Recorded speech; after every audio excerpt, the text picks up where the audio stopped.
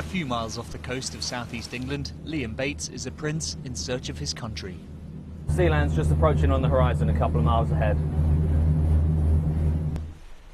Liam's principality is called Sealand, and today he's paying a royal visit. First, though, he'll have to get aboard. Hello. It's not an easy process. The platform started life as a World War II gun emplacement, but things got a lot more colourful in the 1960s, when it was taken over by former British Army Major Roy Bates. A pirate radio enthusiast who disliked authority, he declared Sealand an independent nation, as in those days it was just outside British waters. This is where we are. Head of Homeland Security Mike Barrington remembers those early years. We had a generator that wouldn't run half the time, and then you get it running and then the other one would break down, and it was a constant fight just to have a few lights on, and then you get stuck out here for 3 or 4 weeks and run out of diesel. It's very basic. The anti-aircraft guns are now long gone, but the defiant spirit remains.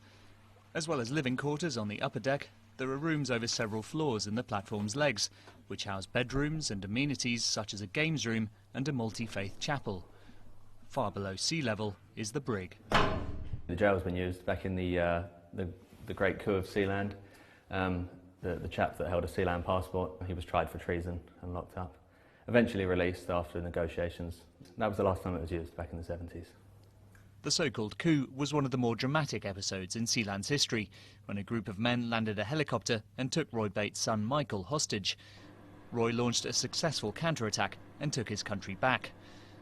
Prince Liam's father Michael now rules Sealand, while Liam compares himself to a certain red-headed British royal.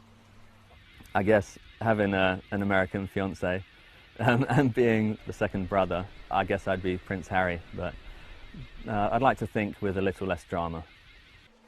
For him, the draw is that which inspired his grandfather, that of freedom.